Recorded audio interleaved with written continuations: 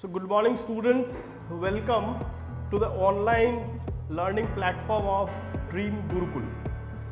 तो जैसे कि आप लोग देख सकते हैं कि हम लोग एक नए दौर में हैं which is called as मेरे हिसाब से the new normal। ठीक, अब इससे जाने से पहले my name is Dr. Soumik Goswami. मैंने अपनी पढ़ाई जूलॉजी की क्षेत्र में किया है। After completing graduation I did my masters from BHU and thereafter मैंने PhD भी किया in the same subject that is zoology. Therefore it has always been a passion for me to study about different types of animals, different types of the studies which are associated with animals. So basically जो कह रहे थे कि what is this new normal? This new normal is, जैसे कि हम लोग जानते हैं प्रेजेंट सिचुएशन में थोड़ा बायोलॉजी का क्रेज बढ़ गया है थैंक्स टू दिस कोविड बोल सकते हैं। सो हम लोग एक नए तरीके को अपनाने की कोशिश किए हैं। तो नया तरीका क्या है? That is the new normal. हम लोग मास्क यूज कर रहे हैं, हम लोग बार बार हाथ धुल रहे हैं, हम लोग चीज़ों को सैनिटाइज कर रहे हैं। So this is a new normal. तो सिमिलरली दिस एजुकेशन प्लेटफॉर्म जो आपको मिल रहा है ये भी इस न्यू नॉर्मल में आएगा, क्योंकि प्रेजेंट सिचुएशन में फीजिबल नहीं है हम लोगों के लिए कि आपको बुला के क्लास लिया जाए। Now the next very important question जो आपके दिमाग में आ सकता है, व्हाई ड्रीम गुरुकुल? ये बहुत बड़ा क्वेश्चन है, क्योंकि अगर ऑनलाइन की बात करें तो हजारों प्लेटफॉर्म्स हैं आपके पास, तो हमको क्यों चुने आप? ये सबसे बड़ी सवाल है। इसके जवाब में मैं ये कहना चाहता हूँ, the first point is the cost effectiveness. वो एक प्लस पॉइंट होगी हम लोगों की बाकियों की तुलना में कि हम इस इकोनॉमिक सिचुएशन को देखते हुए आपके लिए एक अफोर्डेबल प्राइस पे लर्निंग मटेरियल को प्रोवाइड करने की कोशिश कर रहे हैं। तो first thing is cost effectiveness. The second thing which is a very important part is the feedback system जो हम लोग इस ऑनलाइन लर्निंग के साथ रखे हैं। मैक्सिमम यूट्यूब वीडियोस में आप लोग जो देखिएगा कि एक वीडियो आप देख लिए, अब नेक्स्ट क्या आपके दिमाग में सवाल आ सकता है, since you are a student, तो आप उसको कम्युनिकेट नहीं कर पाओगे। बट हम लोगों के साथ ऐसा नहीं है। What we will do is, हम लोग आपके लिए ये फीडबैक का एक मौका रखेंगे ताकि आपके कोई अगर क्वेश्चंस हो आप पूछ सको और हम लोग उसको सॉल्व कर पाए या आपके डाउट्स को क्लियर कर पाए।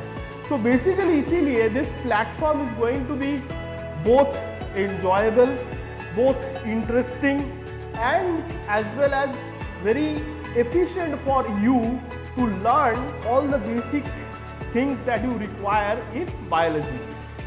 So मैं आप लोगों का जो बायोलॉजी का सिलेबस है उसका zoology वाला पार्ट में डील करूंगा। Now this zoology comes from this zoo, that means it deals with animals. So it's a science जिसमें आप जीव के बारे में पढ़ते हो, तो इसको जंतु विज्ञान या फिर जीव विज्ञान कहते हैं। सो आप अगर आपका both class 11 students and for class 12 students आप अगर सिलेबस में देखो तो जूलॉजी के जो चैप्टर्स हैं उसमें से इसमें आपको पढ़ना पड़ेगा एक चैप्टर जिसका नाम है animal kingdom, the very first zoology का चैप्टर। उसके बाद एक चैप्टर आता है स्ट्रक्चरल ऑर्गेनाइजेशन इन एनिमल्स, जिसमें बेसिकली आपको एनिमल टिश्यूज के बारे में पढ़ने पड़ेंगे। ये चैप्टर थोड़ा सा रिसेंट मॉडिफाइड सिलेबस में शॉर्ट किया गया है, आपको सिर्फ टिश्यू का पढ़ना पड़ेगा। You don't have to study about the animal models, that is cockroach, earthworm and frog, वो आपको नहीं पढ़ना है इस साल के लिए केवल। फिर नेक्स्ट एक बहुत इंपॉर्टेंट चैप्टर आती है, that is biomolecules. This part is of biochemistry. तो ये जो चैप्टर्स है इसमें आपको डिफरेंट टाइप्स ऑफ बायोमोलिक्यूल्स के बारे में पता चलेगा, carbohydrate, lipid, proteins etcetera, enzymes, ये सब चीजें। एंड द फोर्थ एक पूरा बहुत बहुत इंपॉर्टेंट और बड़ा यूनिट है, that is the animal physiology.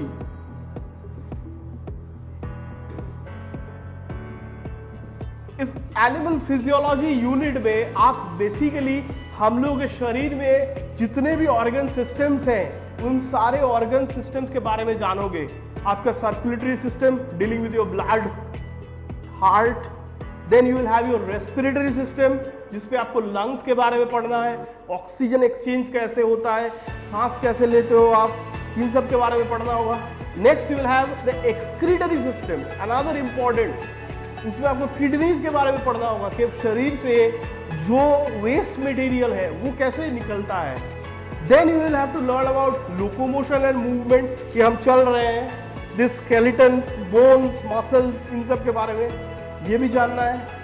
फिर second last you will have a chapter called neural coordination that deals with your brain.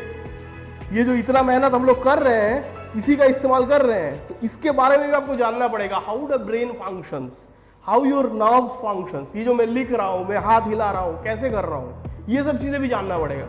And the last chapter deals with the hormones which is called as chemical coordination, because छोटे छोटे molecules हैं लेकिन बहुत बड़ा काम है life में। एक इतना सा छोटा सा हार्मोन आपकी जिंदगी पूरा बदल सकता है।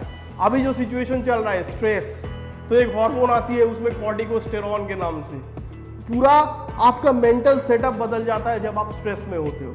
सो all these things are to be included for the class 11 students. Now when you come to 12,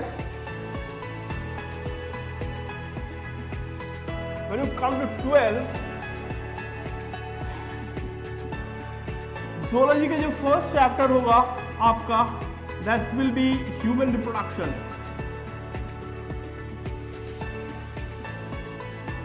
इसके पहले एक चैप्टर आती है reproduction in organisms. Present class 12 students के लिए वो चैप्टर ओमिट किया गया है सीबीएसई के मॉडल में, तो इसलिए उसको मैं इंक्लूड अभी कर नहीं रहा हूं। But that is a chapter which is actually इसी का इंट्रोडक्शन आप कह सकते हो, जैसे प्रीएम्बल कह सकते हैं, कि एक बेसिक इंफॉर्मेशन आपके पास रहे, उसके बाद आप डिटेल में एक पर्टिकुलर रिप्रोडक्शन के बारे में पढ़ो। सो इसमें मेल फीमेल रिप्रोडक्शन कैसे होता है, गैमीट्स कैसे बनते हैं, ये सब आपको जानना पड़ेगा। Now this chapter is a very very important chapter for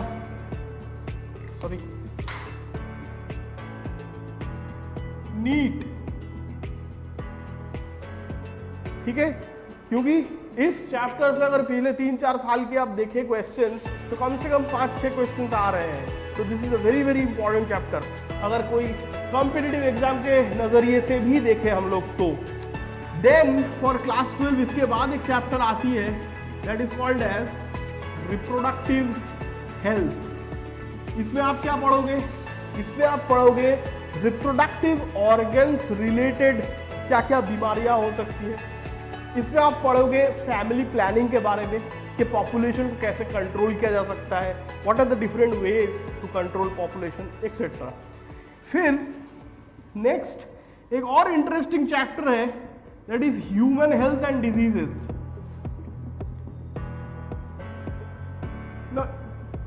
this chapter interesting क्यों मैं बता रहा हूं, क्योंकि इसमें आपको इतने डिफरेंट तरीके के डिजीजेस के बारे में जानने को मिलेंगे कि ऑलमोस्ट आपके मन में एक फीलिंग आएगी कि आधा डॉक्टर बन चुके हो, सिंपल बात। तो ये बहुत इंटरेस्टिंग चैप्टर है। फिर इसमें और क्या पढ़ना पड़ेगा? डिजीजेस तो पढ़ना ही पड़ेगा, उसके साथ इम्यून सिस्टम के बारे में जानना पड़ेगा। अभी बहुत चारों ओर इम्यूनिटी की बात हो रही है, तो इम्यूनिटी क्या है, कौन सा सेल्स इम्यूनिटी देता है, इम्यूनिटी कैसे फंक्शन करता है, तो all these things will be included in this chapter.